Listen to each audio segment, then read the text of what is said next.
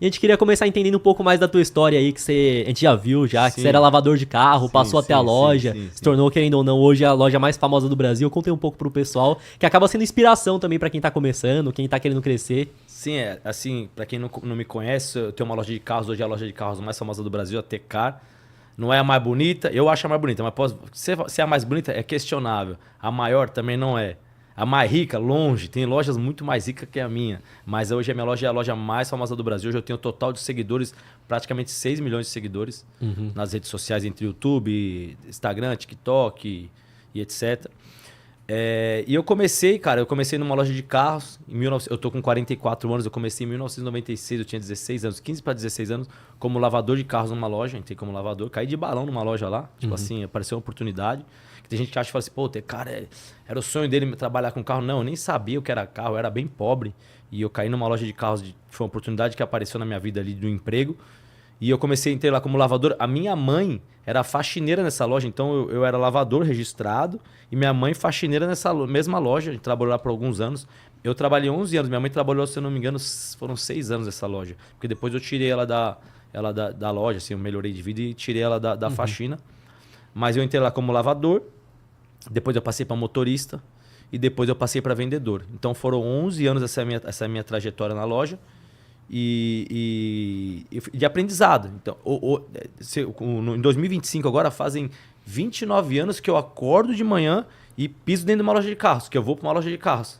Fazem 29 anos, cara. Quantos anos vocês têm? 26. 26, então vocês não eram Não tinha nem nascido ainda. Tô ficando velho, é sério, tô falando sério, mano. Tô chegando mais de perto. Mas fazem 29 anos que eu acordo de manhã e vou para uma loja de carros. Então, qualquer coisa que você me perguntar sobre loja de carros, desde... se hoje o menino, o lavador dos carros, ele quiser me enrolar, eu sei que ele tá me enrolando. Porque eu já enrolei uma vez alguém, pô, quero matar um tempinho aqui que eu quero descansar por algum motivo. Então eu sei como é que é. Ah, vou lavar um carro aqui, vou enrolar para lavar o carro. Então, eu vou saber se o motorista mudar a rota ali para ir no cartório, mudar a rota para passar em algum lugar, eu vou saber, porque eu já fui motorista, já sei como é que é. Putz, se resolver um problema meu ali, já vou aproveitar, já vou mudar a rota.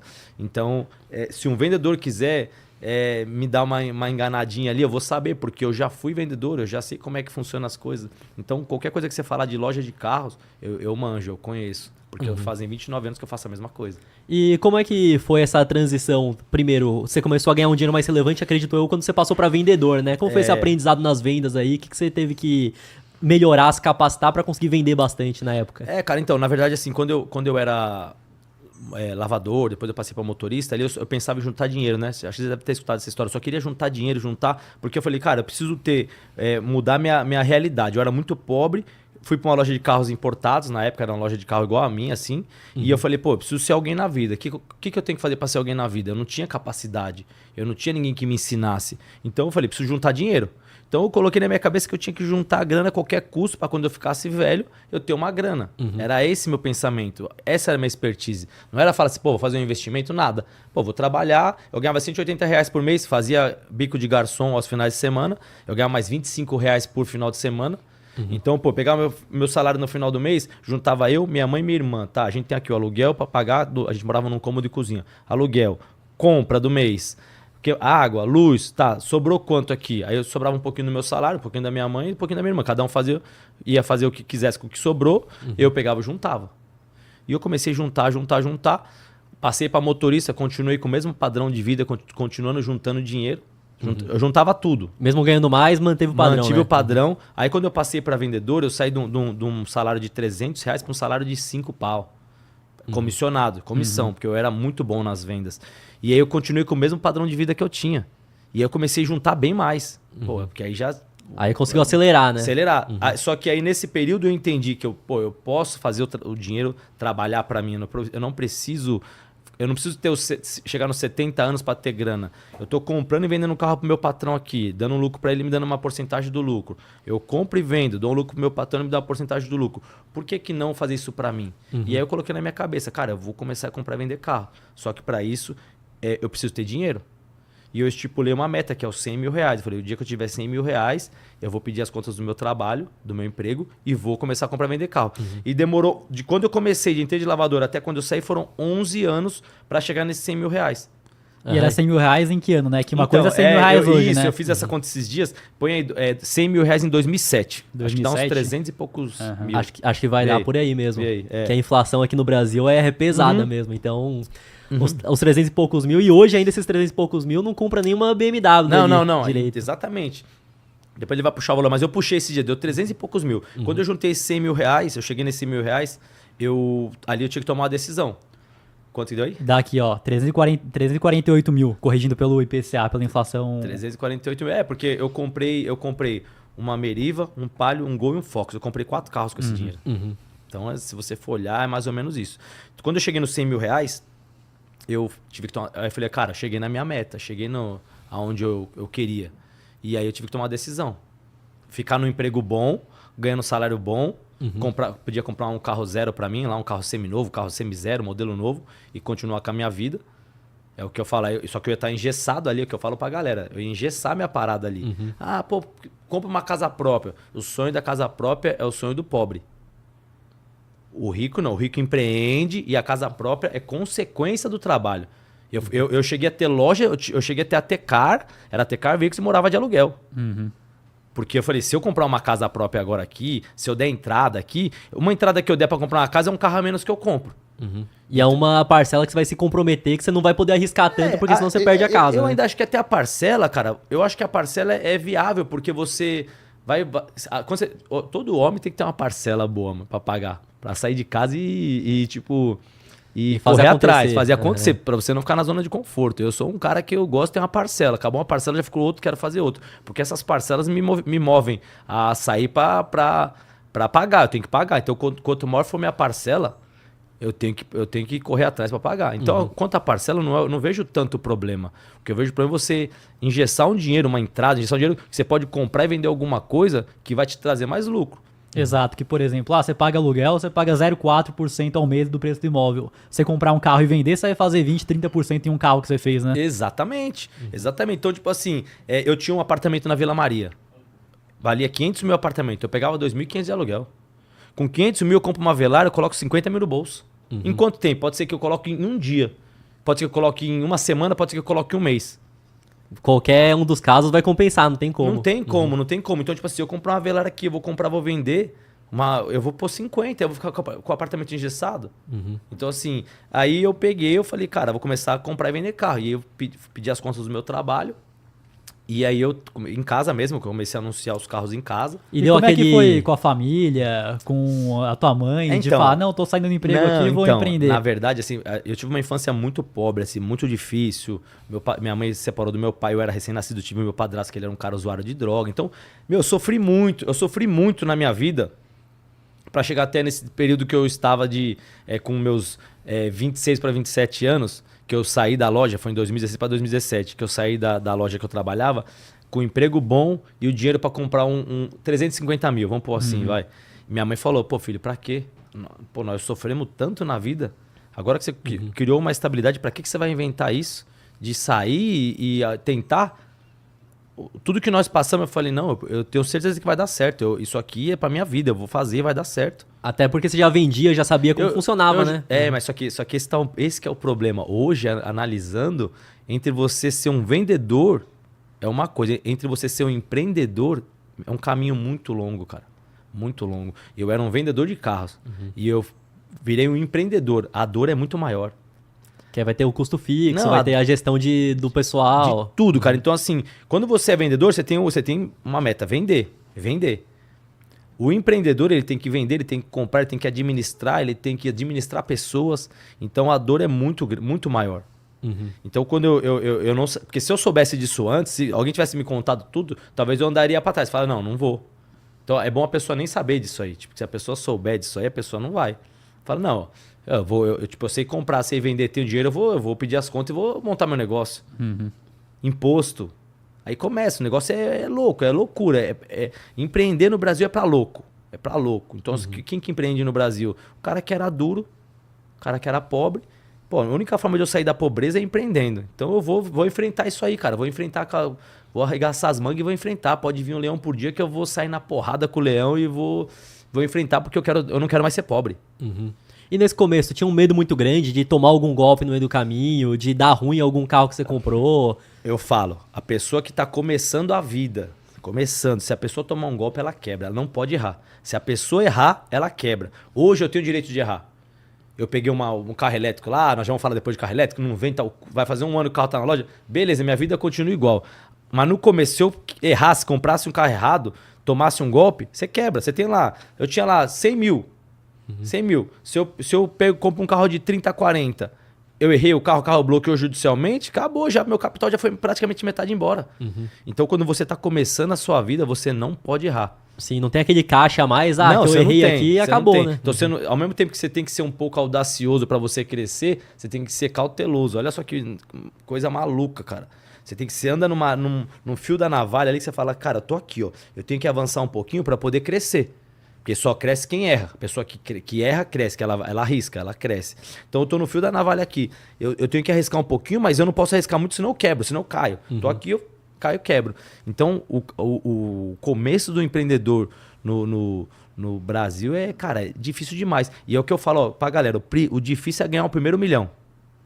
Pra você chegar, ó, eu demorei dos meus 0 aos meus, sei lá, 30 e poucos anos pra ganhar meu primeiro milhão. Pra depois você chegar nos seus 10 milhões, é assim, ó. Então, o difícil é você chegou no primeiro milhão. A pessoa consegue chegar no primeiro milhão.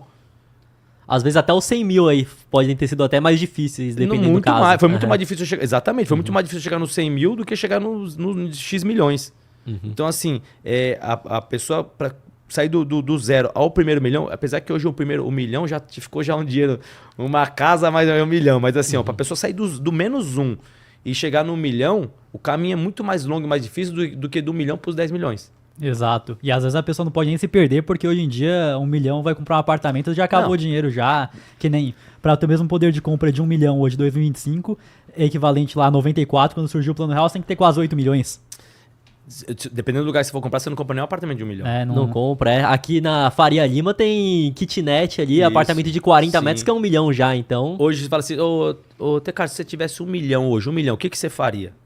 Hoje se eu tivesse 1 milhão, eu sei mexer com carro, eu domino, eu ia trabalhar com um carro ticket médio de 100 mil, daí 10 carros, eu ia ter uma faixa de uns 7 carros ali, que eu tenho que ter uma gordura para um eventual problema, ou eventual alguma coisa, um eventual golpe. Eu ia ter ali uns 7 carros, eu ia trabalhar com aqueles carros ali, mês a mês, para poder crescer, fazer meu dinheiro crescer. Eu ia morar de aluguel, não ia ter casa própria. Que imagina, você tem 1 milhão, aí você compra uma casa, aí acabou o dinheiro para girar de carro, né? Aí vai ter aquele que fala assim, não, mas você pode dar entrada faz um consórcio. Não, cara, você tem só 1 milhão, cara. Não faz isso. Pega 1 milhão, deixa uma reserva ali, se precisar, porque você tem que ter uma reserva, porque é o seguinte, você comprou um carro meu, te vendi um carro, deu um problema judicial, eu preciso bancar essa operação. Ó, o problema judicial, deu problema judicial, vai resolver, eu sou terceiro de boa fé, mas vai demorar. Cara, tá aqui, ó, seu dinheiro de volta, eu preciso resolver a situação, meu nome vale mais. Se eu não tiver essa reserva para segurar isso aí, eu vou perdendo meu nome. Porque a partir do momento que eu fizer isso com você, você comprou um carro comigo, deu problema, eu fui lá, banquei você vai falar para ele, lá o Tecar, ele é firmeza. Ele deu problema, ele segurou na hora. Agora, se eu já falo, cara, eu não tenho dinheiro, você vai falar, ixi, você já vai falar pra ele, já começa a queimar meu nome. Então você tem que ter um fundo de reserva, uma gordurinha ali para eventuais problemas. Porque senão abala todos os próximos clientes por conta da credibilidade mesmo. Exatamente. Então eu tenho que ter. E os problemas vêm, acontece. Esse é um dos motivos que, por que você não vende só Ferrari e Lamborghini? Já falei em vários podcasts. Porque se eu começar a colocar carro de 3, 4, 5 milhões, o meu poder que eu tenho da minha palavra, do meu nome, eu começo a perder. Deu problema numa Ferrari de 3 milhões, Ferrari de 4 milhões. Até onde que eu tenho fôlego para aguentar isso?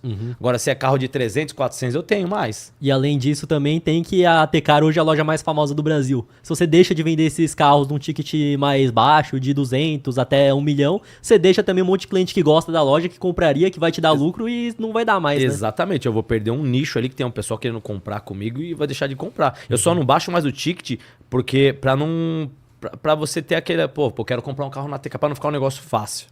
Ele fala, Tecar, por que você mais que vender carro de 50 mil? Você vai vender um monte. Porque vai perder aquele encanto.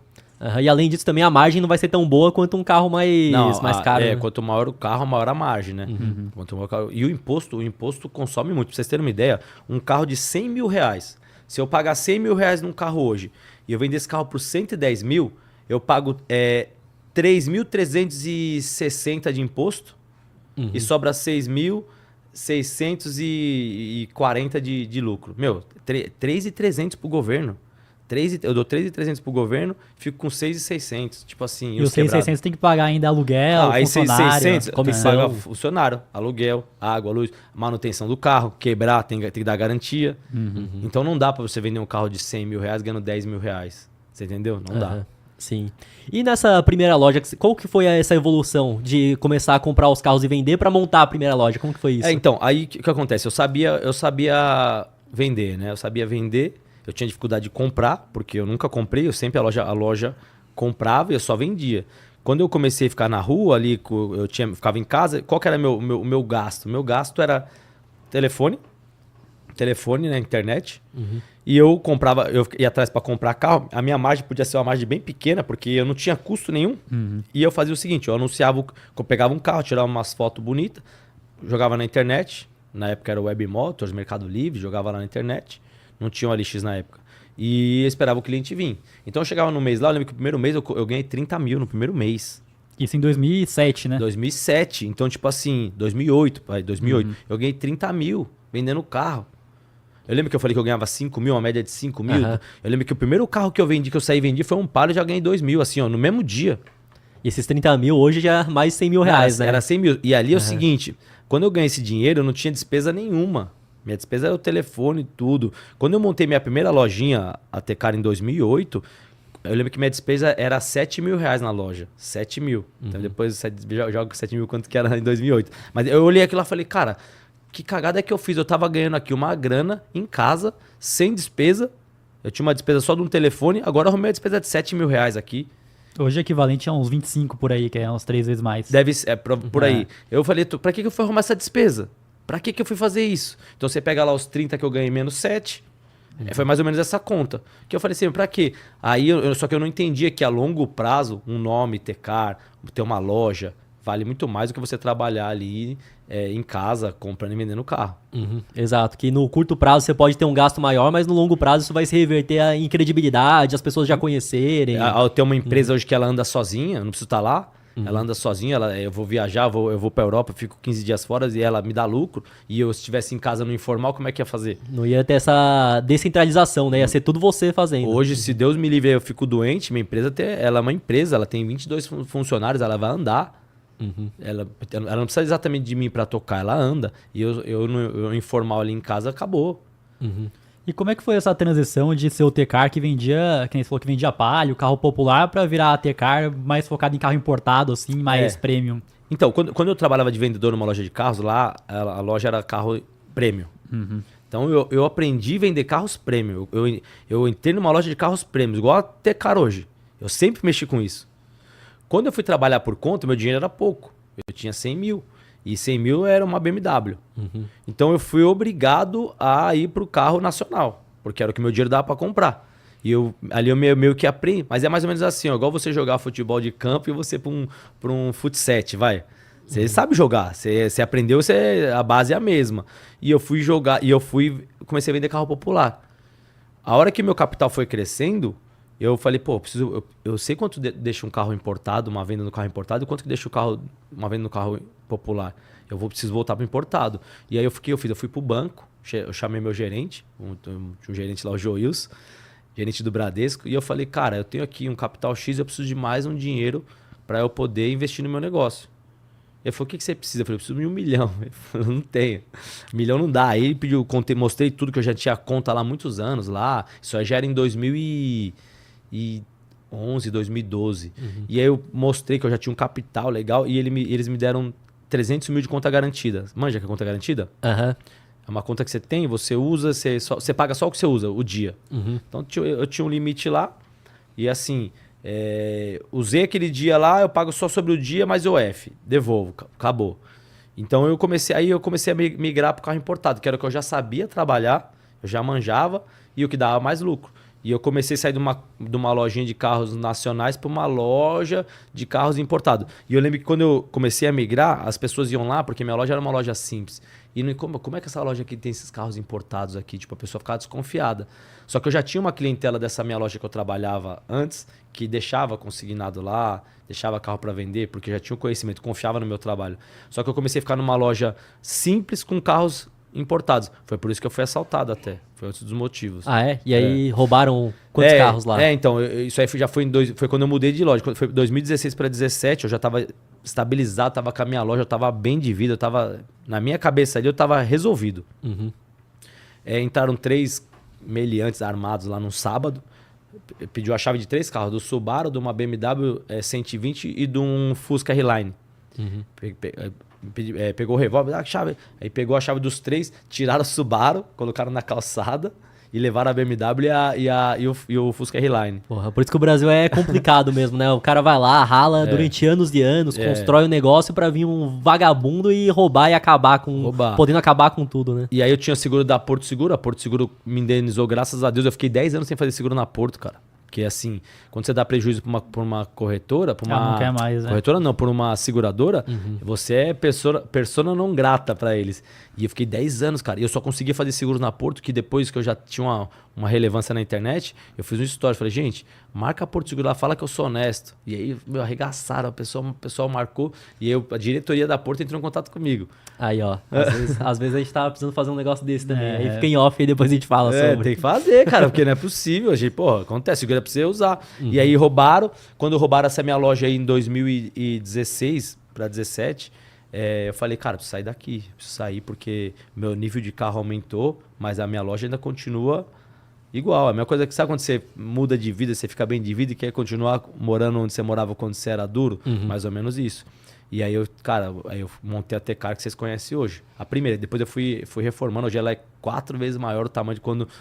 Mas era no mesmo ponto lá, né? No mesmo ponto. Mas quando vocês foram lá, hoje, se vocês voltarem lá, ela é 4 vezes o tamanho de quando vocês foram. Aí, ó, tem que ir lá então. Tem que ir na outra loja. E eu montei lá e a Tecar lá, porque era um bairro melhor. Ah, foi nessa época que você teve que vender o apartamento que você já tinha? Isso, quando eu fui montar a loja lá, eu tinha minha loja simples, né, uma lojinha simples. Eu falei, cara, vou montar uma loja padrão Tecar surreal. E eu comecei, cara, porcelanato, luz. Vocês viram a loja lá quando vocês foram? Montei uma loja assim, surreal, uma loja que não era pro meu bolso. Não era pro meu bolso. Eu, tipo assim, eu fui audacioso. E eu sempre fui um cara muito controlado, mas ali foi coisa de Deus, cara. Eu fiz uma loja que não era pro meu bolso, fiz mais do que eu podia. Quando eu finalizei a reforma da loja, a loja ficou linda, maravilhosa. Pro ano de 2017, ficou surreal. Só que eu fiquei meio sem capital. Eu só tinha os carros consignados. E eu trabalho o carro consignado hoje, mas você tem que ter capital, cara. Aparece alguém querendo vender, você já vai lá, compra. Você tem que ter, cara, tipo assim, o consignado é um complemento do seu negócio, não pode ser o principal. Uma loja que trabalha só com consignados, ela não sobrevive, ela tem que ter os dois. E aí eu vendi, eu tinha acabado de casar, fazia uns pouquinho de tempo que eu tinha casado, liguei pra minha esposa, falei, falei pra ela, eu errei, eu fiz as contas aqui, vou quebrar. Eu preciso vender o apartamento pra colocar carro aqui. E ela falou, não, tô com você, o que você decidir, a gente vai morar de aluguel. Vendi meu apartamento, fui morar de aluguel. Peguei aquele dinheiro lá, comprei tudo em carro, que é o que eu sei mexer com carros. Abasteci minha loja e comecei a... Virei o Tecar que vocês conhecem. E a internet, chegou quando? Que antes de vir a internet, a Tecar já vendia, já era uma loja grande. Eu costumo dizer, tipo assim, aquela loja que vocês foram lá, que vocês conheceram a Tecar, eu fiz ela sem ser famoso na internet. Eu cheguei ali... igual um empreendedor comum que a gente vê aí no Brasil. Então é o que eu falo, eu não sou empreendedor de palco, eu não sou aquele cara que fica ensinando na internet, mas o cara nunca fez nada. Eu saí do menos um e construí, cheguei onde eu cheguei sem internet. Depois a internet deu uma turbinada assim, não vou mentir, deu uma turbinada bem relevante, mas eu cheguei até ali, aquela loja que vocês foram, sem internet, anunciando igual um empreendedor comum que acorda cedo, tem que levantar a portinha da loja para trabalhar, essa pegada. E aí quando foi em 2017 ali para 2018, eu tava com uma loja bonita, uma loja legal, e aí a minha loja era próximo do CT do Corinthians, é próximo do Corinthians ali, né? E começaram alguns jogadores do Corinthians ali comprar carro, olhar carro. E eu conheci o Chico Morbene, que é um tatuador, e esse cara me ensinou. Falou, pô, eu vi que você tem loja ali, tá. Começou a me ensinar, porque isso é Instagram. E me deu uma aula de Instagram. E eu falei, cara, preciso fazer isso aqui. Comecei a ativar o Instagram. Comecei a ativar vídeos do Instagram, fazendo, tô aqui com o jogador tal. Comecei a falar, tô aqui com o fulano de tal. Comecei a mostrar os famosos que estavam indo lá. Cada famoso que eu mostrava, mais famoso queria ir. E aí começou a virar meio que modinha na Tecar. Começou a virar uma moda. Pô, comprar um carro na Tecar é status. Pô, eu tenho um sonho de comprar um carro na Tecar. E começou a ir vários artistas do Brasil inteiro. E eu comecei a usar essa audiência dos artistas. Antigamente o stories era 15 segundos, lembra? Era 15 segundos. Pô, faz um stories meu aí, tá. E eu comecei a usar aquela audiência dos artistas para eu crescer na internet. Então, pô, me dá sua audiência aqui que eu vou crescer. E eu tive o meu mérito de... Eu ser um cara carismático, um cara bom comunicador, porque senão não vai. Eu posso dar a audiência que for. Se você não fizer por onde, você vai te dar a audiência que você vai cair de novo e acabou. E aí eu comecei a ativar a internet, mas eu não imaginava que isso ia virar um trabalho. Hoje eu tenho 2 empresas, eu tenho a Tecar e a Tecar Digital. Hoje eu sou influencer e sou empresário. Eu ganho dinheiro dos 2 lados.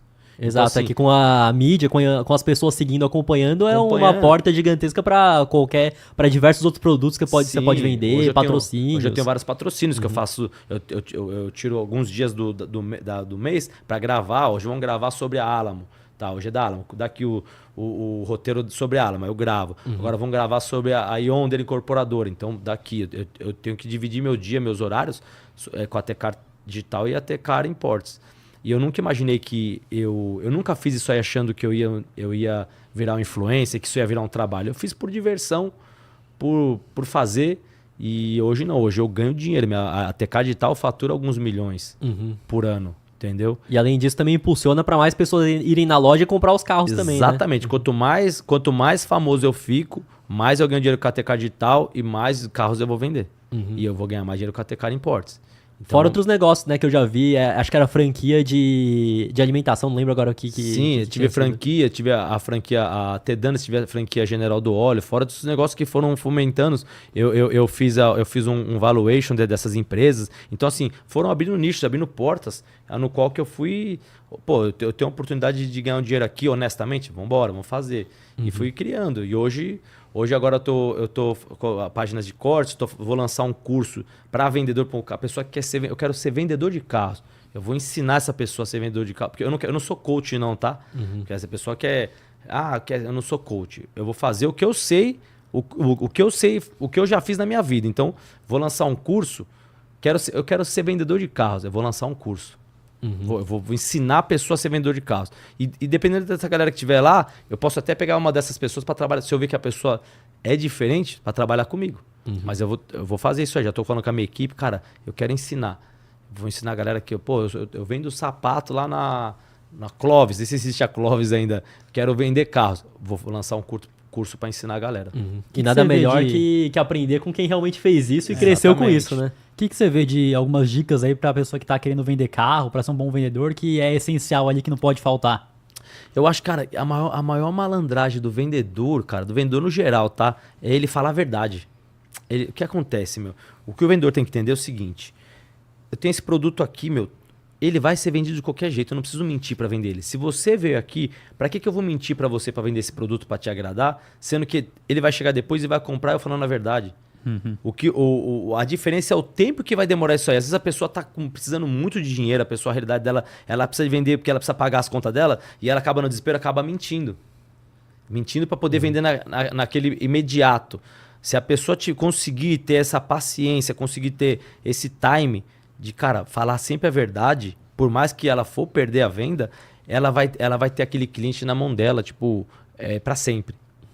Fora indicação também, né? E vai indicar. Então, assim, é esse time. Cara, se a pessoa tiver o time de, cara, não preciso mentir para vender um produto, eu posso falar a verdade que se o fulano vier não comprar, o ciclano vai comprar, mas esse ciclano vai comprar comigo o resto da vida, eu vou ter a clientela para a vida inteira. Eu tenho clientes meus hoje que comprou carro comigo quando eu montei minha loja em 2008. Eu tenho pessoas que frequentam minha loja hoje que frequentavam a loja que eu trabalhava quando eu era lavador.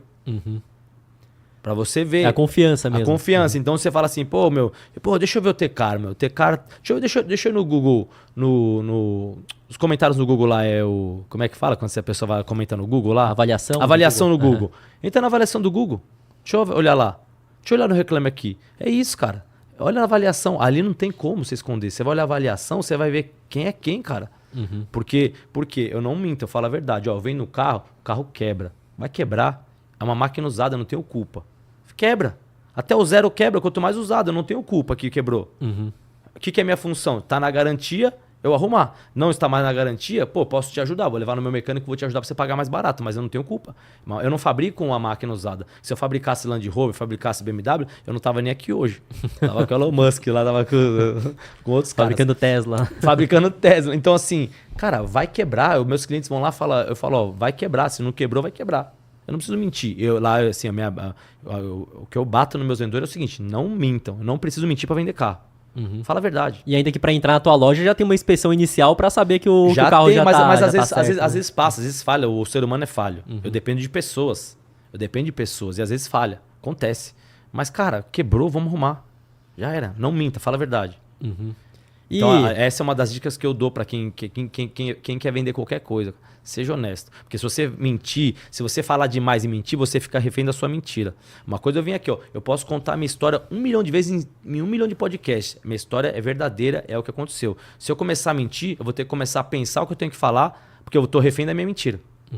Aí fala uma coisa aqui, outra Você ali, fala uma coisa vai aqui, outra sacar. coisa lá. Eu posso contar minha história 1 milhão de vezes. É a real, o que aconteceu. Então, vendedor que mente, fala demais, fica refém da sua mentira e do que fala.